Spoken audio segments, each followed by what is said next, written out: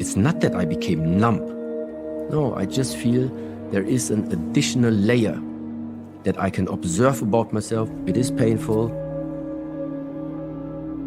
but it's okay for right now. For me, I'm really, really happy uncertainty is existing in this world, because I cannot imagine how boring it would be if I would already know with certainty where I'm going to be in 20 years. The virtues of action. What does it mean, virtues of action? It is, how should you behave? Behave in a loyal way. Behave in a trustful way. Behave in a respectful way. Behave in a courageous way. This is the how should you do something. The virtues of mind, for example, they say, what is it that nourishes the way for you to put the virtues of action into practice? How can you learn to behave respectfully? Because naturally, if people like insulting you, you don't behave respectfully towards them. So how can you still behave respectfully, still be loyal to people? How do you do it? And this is where it then comes to the virtues of the mind. To really learn, to be patient, to really know what does it mean to be persistent, to persevere during your training. Are you happy? It's a difficult question. I'm not searching for happiness. I'm searching for peace. So my state of what I'm aiming for, I would say it is peace. Because happiness for me, taking by this word, if there's happiness, there is sadness. If something can rise, something must fall. If you can attain something, there's something to lose. That's why it's difficult. That's why I stopped a moment. I don't know what type of happiness you mean. Being satisfied with where I'm standing, yes. Does it mean that I don't have hard moments? I have hard moments. And that's why for me, like, what is it I ultimately look for? I would call it's just peace. Are you at peace? More and more, yes. More and more? This one, yes, more and more. What's in the way of your peace? I would call it karmic relations, karmic connections, that you just think like you cannot avoid them. Because your mother gave birth to you, automatically, whatever your mother is doing or not doing, however the state of health of your mother is gonna affect you in a way. There are sometimes people in this world, you have a closer karmic relation towards them. So what they are doing is also going to affect you. And in my case, it's the same. Real life speaking, my son, yes, he is a very strong karmic relation. He's on the one side my own flesh and blood, together with my beloved. But it also means the way how my son feels, it is affecting me. And this is something that I still need to learn to regulate. Which also sometimes means, if you only sleep like 2 hours per night, then it is like this, but you have good training to still maintain your peace afterwards. These are simple things, yes. Ultimately, it's really up to you. How much do you really want it? And it's going to continue like this until you will ultimately come to the point, and it's going to come quickly, I do think, where you realize for yourself that it's an infinite direction of possibilities. They will never run out. But you will still have to figure out what is it that you really want from your life. Sometimes even such close people don't know who you are. Can also happen. Hurts double as much as people saying something about you that don't know you. Now you have people that you thought know you and still they didn't get you. Also very painful. it only leads to one thing. You would have right now the impression of, so what's the only way? Just go your way, regardless of what people think? In a way, yes, but have understanding for them and no ill will against them. Be careful, be very aware who are you letting into your circle, and ultimately rely on yourself and maintain your, sorry to say, but it's the heart. Maintain the purity of your intention. Shaolin Kung Fu literally means walking through the valley of pain. What does it mean? When you are doing stretching, it's gonna be painful. When you are doing strength training, it's gonna be painful. When you do conditioning training, it's gonna be painful. So the whole path on this martial art journey, it is just filled with working yourself up to the level of where it feels uncomfortable, getting some consistency into the practice until the point where that uncomfortable feeling just started disappearing. Why? Because somehow you broke that initial comfort zone. So, but then it doesn't end. No. Next level. Until you're building up, first of all, whatever we're doing, later on I will show you some practices. It's not that I do not feel pain. I also feel pain. Maybe I feel it later. But the essential part is that my connection, my relation between the pain of the body towards what would it affect in the way of how I take my decisions, that is a different one. I feel the pain, but I see no necessity to still change something about my way, right? Why? Because I can take the pain. Whereas when you are not used to this pain, you feel it and then it tells you it's painful, the mind says, okay, it's not good, and so you directly change something. And this is just the difference. So it's not that I became numb. No, I just feel there is an additional layer that I can observe about myself. It is painful, but it's okay for right now. There's only one thing that makes you break free from fear, which is to find a way and wake up from that dream. When I look at my worries I had in the last month, for sure 90% of all the worries just didn't happen in the first place. 10% might somehow came true, but then again I asked myself, good, so the 10% that came true, even though I had the worries, what could I do about it? Coming to the conclusion, nothing. And then something just really started to shift inside of me, where I literally let go of something. Let go of this idea that everything is like one directional, that everything that you're gonna encounter in this lifetime is gonna be beautiful. Everything in this lifetime is gonna be peaceful. Everybody you're gonna meet along your journey is gonna be well-hearted towards you. No, it's not. Because in the moment where you have well-hearted people, you have ill-willed people.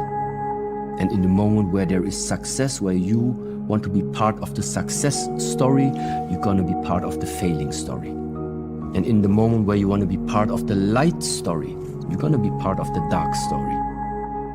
This is how it is. This is the world of what we call it's the world of yin and yang. This is the world of birth and death, of aging and sickness. I do think it is a blessing being able to just experience. It's a blessing that we have been granted the possibility of simply experiencing what this existence is capable of creating, including everything. Including the joy, including the happiness, including the tears, including the heartbreaks, all of this, without the separation, whether you prefer one area or not. Sometimes the one goes with the other. But the purpose, in a way, is just be and experience. The only thing that happens, and which is a big part nowadays, is if you take your current existence too serious. If you completely base your identity, your being on what you think you are. It's just a picture right now. Just sometimes make it very simple. Jump out of yourself and be the director. Be the director of this avatar. And then it just opens another perspective. Because in that moment, you just realize it's like a movie. Not everything is always positive, but in the moment where there are times of struggle, still not being caught inside your own creation, identity, illusion of the self, different expressions for that. It's a very helpful way of thinking. Let's put it like this. I can feel how my old patterns sometimes are still trying to sneak in. What to do to break patterns? Number one, you need to see you have one. And number two, you need to replace old patterns, which ultimately mean patterns, it's habitual behavior, it's habits. How do you build habits? By continuous behavioral patterns that you continuously do. So there is something about consistency and continuity that ultimately builds a pattern. Consistency of having a training regimen every day. Yeah, it's not helpful to like 6 days per week do nothing and then you go 1 day to the gym and give your everything. No. It's better you have some type of consistency throughout the whole day. This is what builds patterns, healthy patterns. Yeah. Similar like this. What is somebody supposed to do? Number one, look at yourself and see yourself. We are all not perfect. But according to the circumstances that you are facing right now, today, what type of character do you think? With what do you want to equip your character? That he is able to go through this current times in the best possible manner. What is not useful for you anymore, try to get rid of it and get your new skills in. There were times I could simply be surrounded with thousands of people, but still feel lonely. It's not what you're surrounded with. It's with what you are connected. And there I felt like there is always, again, this type of force. What is it that drives you on? Going outwards, going outwards, going outwards, you lose yourself. But this self is the only thing that can give you connection in this life. I do believe that we all have a source. There is a source. Whether you call that source is the universe, whether you call the source, it is the God. Whether this source is the infinite energy, I don't know. There's so many different expressions to it. But when I look at all these teachings, all are always pointing at one and the same thing. Let's just take the expression of yin and yang, the symbol everybody knows in the world. And there is that nice saying, yin and yang have a mother. The mother sometimes simply being illustrated as one circle. So yin and yang as the expression from duality, polarity, existence of number two. And where the two come from? They must come from one. So simple like in our way, you are there, I am here, 1, 2, where do we come from? There must be something that we have as a common denominator. And this source is the only thing that can connect us. Because it's not your family, it's not my family, they're still different. That is not enough. Going just looking at we are humans, animals same. Whatever and whoever gave us the possibility to be here is the same who gave you the permission, is the same who gave me the permission and the blessing. This is the level of mind. This is the level of connection that never leaves you lonely. Your best friend or your best girlfriend gonna ask you, so how was this conversation? And even though that we are maybe just talking 3 hours, 4 hours, even if you spend 2 days long explaining to your best friend how this conversation was, it's not the truth. It is not the truth. How is this conversation? How is this conversation? Even right now, we cannot even speak about it. I tell you how this conversation right now really is. Yes? How you want to describe this?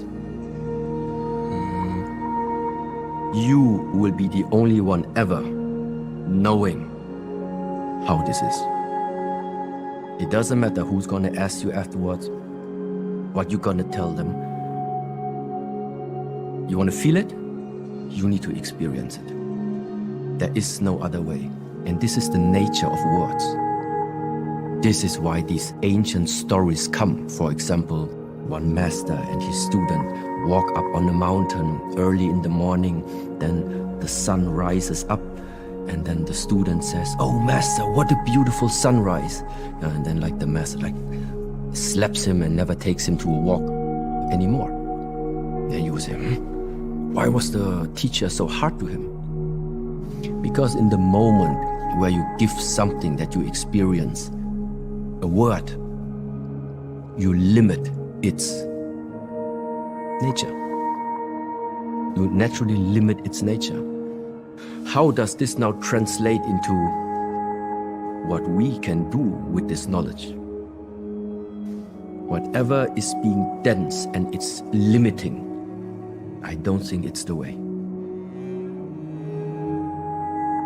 I think everything for us to practice is look beyond limitations.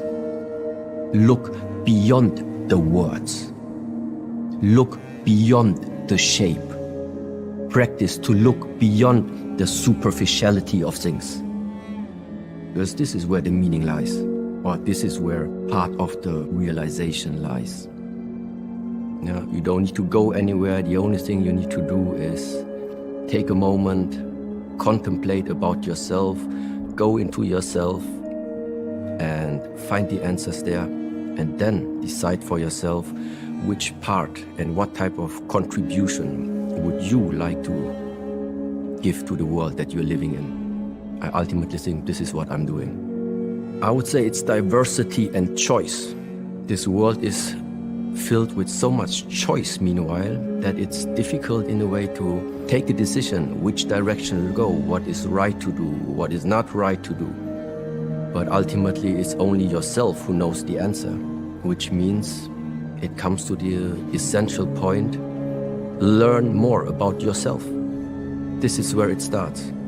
Because if you have the wrong perspective of who you are, what you are, everything else in this lifetime you base your decisions on is just not going to be placed in the right direction. I wake up and sit on the sofa, and still I just sit. Just being awake and just breathe, literally. Just realizing, slowly scanning my own body from the inside, going through the body. So really making sure, in a way, that everything that's going to come up during this day is being perceived very consciously by this.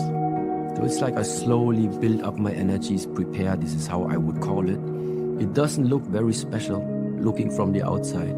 Unless I wake up and the sun is asking for something, then of course I have my duties to do. But if I can really have my day after waking up, still the next hour is still I spend alone. This is what I prefer to do. And do you do exercise in the morning? Yes, push-ups, sit-ups, and standing practice. What's standing practice? Partially it's also, some of them are like mentioned in the book. But literally, it is what it sounds like. I choose one position that I'm standing in, and then I hold that position for 15 minutes. Why? Take all the spiritual part out of this, because there are some positions that are looking so strange that at some point I also ask myself, how would somebody even invest his lifetime standing and putting yourself through such a position? Well, there must be a reason why in ancient times it is kept as a secret practice to stay like this. The squatting monkey is called. This is a practice that builds up what we call energy. How do you build up energy? It is by giving your mind something where you need to have willpower to maintain it. Willpower and development of energy go hand in hand with each other. The will to live, the will to keep going, the will. Strong will, iron will, energy is also very high. And so literally, some of these positions are so demanding on the body that in order to maintain this position, you have to have will. You need to create something about yourself where you are pushing yourself. And this is, when we have time, I show you the exercise. Yes. And this is why I do it. Now, one of the first things is really try as often as you can to remind yourself and put yourself in that proper state of what you think you are. I wake up and try to not already have any type of thought from yesterday in my mind. I try to wake up empty. Also, try to, at all moments, immerse myself as much as I can in the present moment. That's what it is. Live in the here and now. How you do this? To live in the here and now. Stop jumping into the past and stop jumping into the future. Then you live in the here and now. But you must practice it. And literally meaning how you do it, make yourself empty. Because the only thing that fills your mind with past and future is your thoughts. The mind. In the moment where you just on a regular basis put yourself consciously and willingly in different situations and circumstances that actually represent a little bit the structures of life.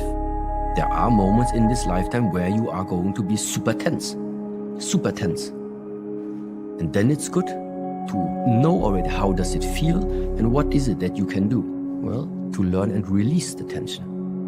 That's why releasing tension is also a big part of the exercises. The one thing is learning to release tension. The other thing is like when you are too sloppy, when you're too slacky, how to increase your tension, how to increase the energy level again for you to get back into structure again. It's always this balance, and ultimately, how does it help people to know the hard stuff? Well, because I do think that it is symbolizing this way of life. It is symbolizing the patterns of what you are going to go through in this lifetime. Why do we have these virtues in the first place? And again, it's like in Star Wars. The Force, what you're learning, the cultivation of energy, the skills that you are learning, these are very, very powerful things. Yeah. But what makes the difference between somebody possessing this power and using it for the sake of humanity or somebody using it for the not betterment of humanity? It's the character. The power is the same. It's the character. It's the carrier of the power. It's the one who's responsible to hold this power, to maintain this power. That one must be trained as well. And this is where the virtues hit in. The virtues are building the framework of the character, of the avatar, ultimately, that is then receiving all different types of training, skill training, that at least in the Shaolin tradition, we would say, is good to know them. Why is the mind so important? It matters. If you wake up in the morning, what are you thinking when you wake up in the morning? And if you already wake up with conflict in the mind, with unsatisfaction inside the mind, wake up with a feeling of lack. I wake up, I have to do something quickly because I don't have it right now. Whatever it is. So running after something. Why do you chase anything? Because you're in a state of lack. Something's missing. If you would have it, why would you chase it? And now the question is, where does this lack come from? And now come back to the child. The child, the incarnated soul, the incarnated spirit, when it comes to the earth, whoever made it possible for that child to come, you can call it God, you can call it the nature, you can call it the universe, no matter what. This force, this power does not make mistakes. God is not putting you in this earth incomplete. Why would he do that? What he's putting on the earth is existence. He's granting us existence. And afterwards, it starts that we have concepts. We start thinking. We start having ideas about how this life is supposed to be. If you're not successful, it's not a life. If you don't have many cars, it's not a life. If you don't have many friends, it's not a life. Well, no, this is all human ideas. You came to the earth right from the beginning. You have been complete. This is the alternative. At the moment, I would say it's just guiding to rethink. So what is the next way of what can people do? Rethink your life. Look at how is your life looking at the moment? How did you spend the last 5 years, 10 years? Do you maybe see some patterns in your life? I tell you one pattern, everybody has. I had it too. We all have it because it's normal. There was a time we didn't even have any mobile phone. Then the first Nokias came out. Okay, eventually you even got one. We're happy about it. Then the next generation of phones came out, and this one was, okay, it's old already. Hey, you wanted the next one. Then you got the iPhone. Then you got the MacBook Pro, the big TV screen. Then the first car you had, a Volkswagen. Afterwards, you had a BMW. But there is a pattern behind there. Whenever you get what you want, you will realize that's not it. And so the question is, when do you start to realize the pattern that running after desires is not gonna fulfill your desire? What you need is realization. What you need is wake up. This is where all these terms are coming from. Also, to take that misunderstanding away. I grant you the Porsche, I grant you a big house, yeah. It's all nice, and I mean, if you can afford it, it's absolutely something. I mean, why not? The German technology and possibilities that meanwhile is able to do is pretty awesome. The only thing is, ask yourself, your satisfaction about life, is it based on a condition or not? Because this is what I would see right now. Everything that at the moment you want to have, always when you say, I need this in order to feel complete, I want this in order to feel complete, then it means your life, your satisfaction about life is based on conditions. As long as I have many followers, I'm happy. As long as I have a family, I'm happy. As long as I have the car and the big house, I'm happy. The fact is, you do not have a guarantee.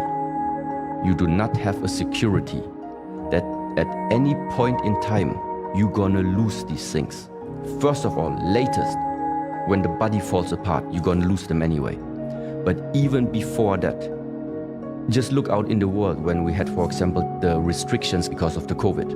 What can you do as an individual if the government decides, finished? No more podcasts, no more going out, no more meeting friends, stay at home. And you had a lifestyle, every day you go out meeting friends, every day you drive around, every day you are outside. But now, because of whatever, you are forced to stay in that restriction. What is going to happen to your life satisfaction? The more it was based on the condition of life needs to look like this, the more we will suffer. Many developed depression and many started waking up, realizing I cannot base my life on circumstances where I don't have influence on. And this is exactly what this life is about. Don't base your life satisfaction on circumstances where you have no influence on. If you have, well, then change them in a way that serve you. But there are many things we don't have.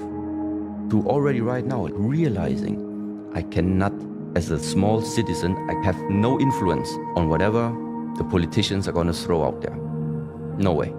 Then you are realizing your life is in your hands Your responsibility is make sure that inside you're always full, or that you're feeling full. No matter what happens on the outside, nobody can take something away from you. Because the gift that has been given to you is the existence, is this lifetime in the first place. We already have been given the greatest gift of everything, existence. Now, don't let anybody interfere trying to take that away from you. So that means don't outsource the power of having your life in your own hands. Don't outsource this to external circumstances. Don't outsource it to the amount of messages you receive per day. Don't outsource it to the number of followers. Don't outsource it to how big the apartment is, how many cars you have. If you can afford it, do it. Just don't make that emotional and mental attachment. This is the part. It's not about how many cars you have. You can have a whole garage full with all the luxury cars. That's not a problem. The problem is how much are you identified with your possessions. The identification is the problem. To have a garage full and just use them and enjoy them, and when you drive and the weather is nice, then it's really nice. But then you put it back into the garage, you go eat your meal, and while you're eating, the car is gone. You're not thinking about the car anymore. It's gone, it's standing in the garage, finished. Now you just enjoy the meal. Attachment is the problem. It is a process. It is of rewiring. How have you lived your life until right now? How much did it serve you, the way of thinking until now? And how much also did it limit you? These are all things every individual has to ask for themselves. I'm not giving you anything right now. I'm just saying something, which is, let's say, my view. And you have to ask yourself, what is it from what you have heard until right now that in a way resonates with you? You observe this pattern in your own life. And ultimately, the only person who can do something about it, it's not me.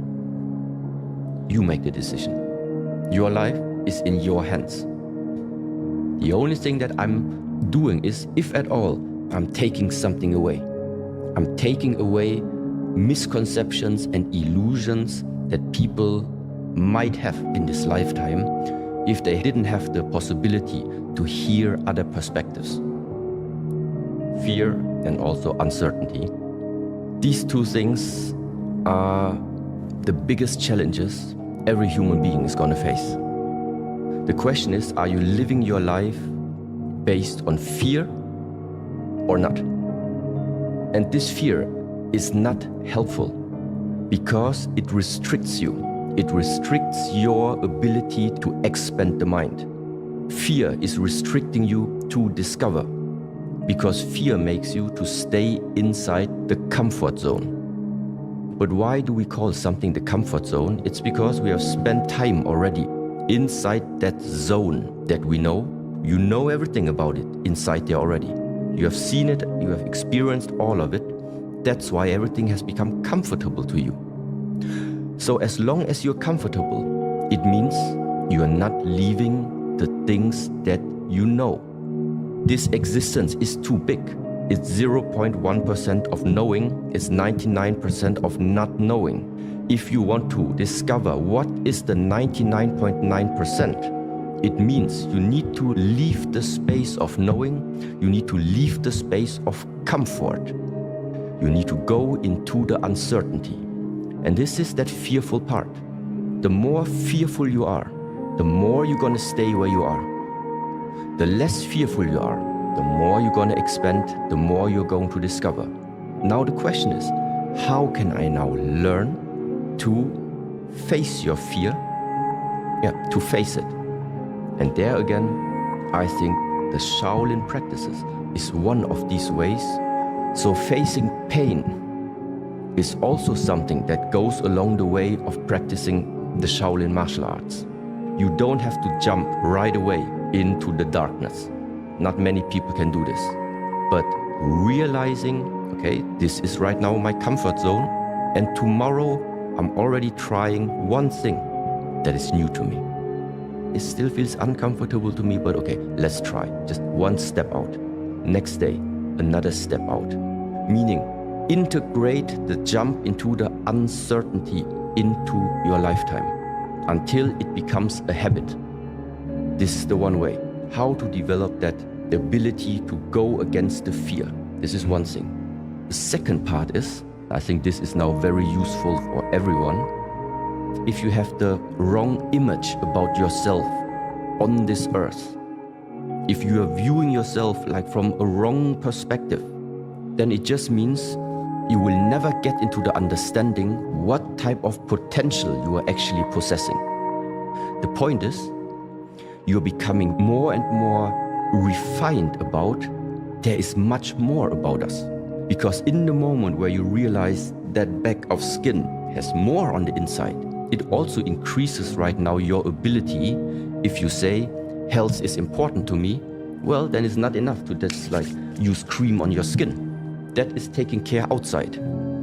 If you know there is more inside, then it means whatever you eat, whatever you do, whatever you're drinking, how does it affect what is inside of you? So all these practices, what does it do? It makes you become more refined about yourself. When you look at yourself, when you sense into yourself, you feel more what you are. Take care of the body, refine the body, and at the same time you refine the mind. What is missing in my life? What do you think you still need? Does it really make sense? Imagining you would have already what you are wishing for, how would it change you right now?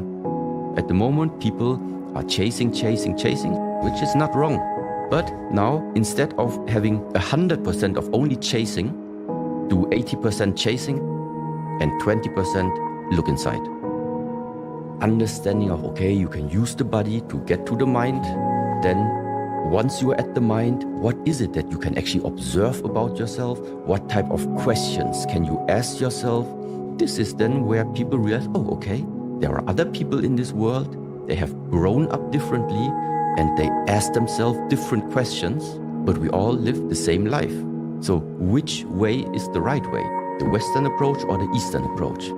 No, listen to all of them. And then individually choose what is working for you and what not. This is exactly the approach, how you learn to face the pain, use the body. So what is the very first thing anybody in the world is supposed to do? If you look at your life and realize that in the last 7 days, you are only sitting, it's not enough. It's unbalanced. No matter what it is, that person is going to be unbalanced for sure. So this is why any type of physical activity doesn't need to be Shaolin Kung Fu. Any type of physicality needs to be inside the way of life of a normal human being. So sport is already good. Ultimately meaning take care of the body. Because there is a nice saying, as long as your body is healthy, you have thousands of problems. But in the moment your body gets sick, you have one problem. That's why I mean, first of all, before tackling everything, so how to build up your life and how to whatever do, make sure your body stays healthy. If the body is not healthy, you don't need to worry about anything else. So respect, take care, and love your body. Nourish your body, nourish yourself in such a way that you understand it's something right now very, very precious to have. This is number one. There is a difference probably what type of sport you are doing. The question is inside your organs, everything inside. How much tension do you carry there?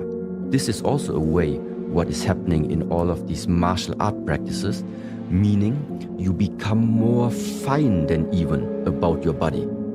And the more fine you become about the body, the more access you have to it. And because you become so fine, the mind becomes so fine. It becomes more subtle to the changes that are happening inside our lifetime. And then what do you do with that ability of you sense the subtle changes?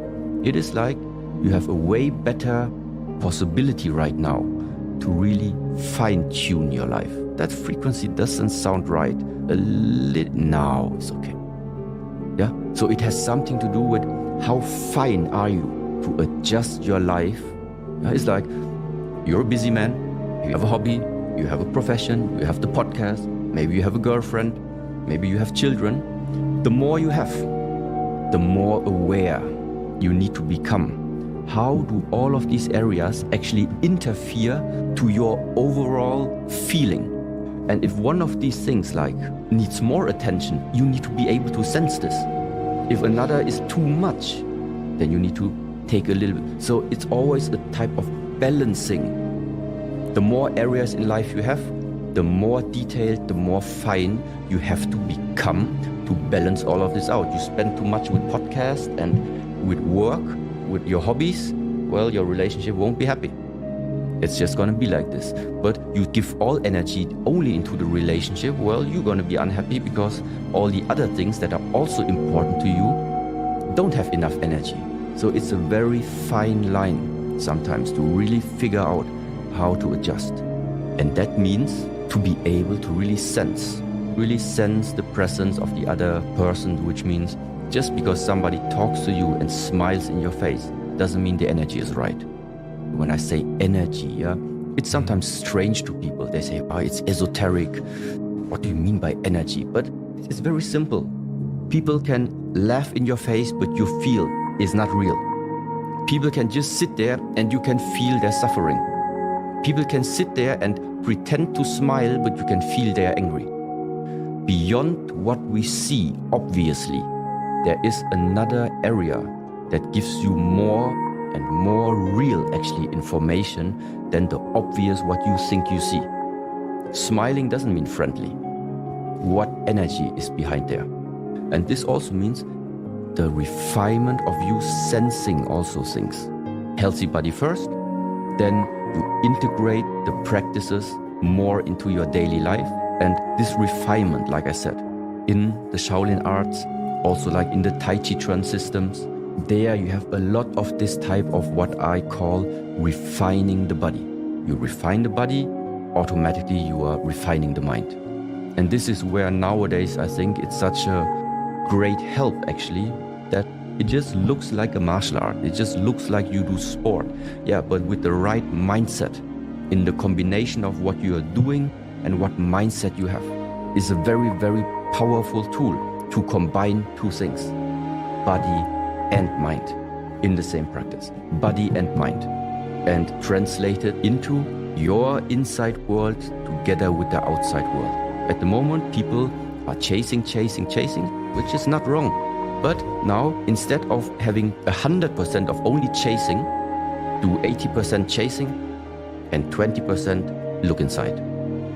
Adjust look. If you cannot face yourself 100%, face yourself 20%. When you are comfortable with 20% looking inside, move it up. 50% you do internal work about yourself, about your mindset, about your feelings, about your expectations, about the perspectives, how you're looking into the world, and 50% you invest in building something up on the outside. Now we're already at 50-50. And from there on, your decision how you continue. Some people go 100% inside and outside do nothing anymore. But for me personally, also not the way how I am at the moment working. This is the reason why I also accepted in a way to come to this podcast, because I just think it's a very, very good way to get this type of knowledge out. So I regard this also as my contribution in a way, with all the practices that I had before to now. I think there is something that can help people just by listening to it. That's why I do it. But on the other side, when podcasts and all the events are finished, then I'm by myself, all alone. I'm very happy to be alone. I have no problem with that at all. And then go into my internal practices, refine myself, and actually working on myself. So working on yourself on the one side, and then with everything that you have discovered, give it out, do something, contribute to this globe. Contribute something in this earth. This is my balance that makes me feel very, very comfortable. Training. Also really sensing inside where are the gaps. Just really sitting there and asking myself, what is the reason at the moment I don't enjoy this life? What is missing? What's the reason right now for you to be unhappy about this life? Simple question like this. If you don't ask this question, the answers most probably cannot come. What is missing in my life? What do you think you still need? Does it really make sense? Imagining you would have already what you are wishing for, how would it change you right now? Let's put it simple like this. Outside, I have at the moment, maybe I have my Porsche standing. Now just imagine, instead of the Porsche outside, this time it's a Bugatti standing. How does it change you sitting here? Nothing. Nothing. Yeah. Only when you sit inside. Then there is a difference. But for right now, there are many things on the outside. They don't matter. What matters is, how do you feel right now? This is what matters. There is something simple about it. The problem many times in nowadays world is that you are not here. You cannot just be alone with yourself. Either you're drifting off into the past about what everything went wrong in the past, or you're drifting off into what you still want to see and have in the future. So this projection either into the future or the memories into the past. Both of these things is what makes you suffer. We can sit right now over here and think about what happened last week, and then maybe it makes us angry. Or we can sit right now here and we look into next week. Oh no, financial department's gonna come. Yeah, and also makes you suffer again. But right now, there is no reason to suffer. I don't suffer. The mind is something very, very powerful. It's something very intelligent. It is something very, very powerful. Because it is so powerful, it is also that element about you which can make you suffer a lot, or which can make you flourish also a lot. It's the same mind that created the atom bomb, and it is the same mind that created all the technological developments that we have nowadays. So we can create something with the mind, or we can destroy something with the mind. We can use the mind to benefit our well-being, but we can also use the mind to destroy our well-being. So the question is, how do you use the mind in the proper way? This is like one question. And how to make better use of the mind, or better use of the presence. This is the point where now it comes to all different types of practices that are existing in this world, like focus on the breath, do your internal work, focus on the movement, focus on the sound, everything that brings you into the presence. This one doesn't happen in the past. Yeah? There's nothing more real, there's nothing more direct, nothing more present than something like this. To remind yourself, to identify, okay, I'm drifting off right now, come back. Because also when you do breathing methods, when I inhale and let's say I feel this stream of air that goes in.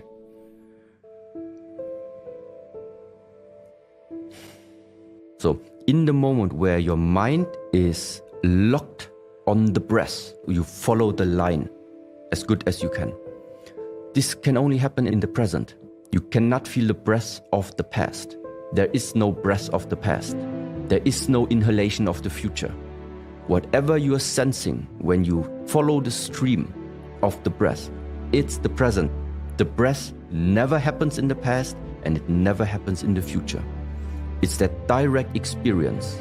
So that means it doesn't matter eventually what is it that you are, let's say, locking your mind on, as long as it is something that happens in the present. And this is where all these exercises are coming in.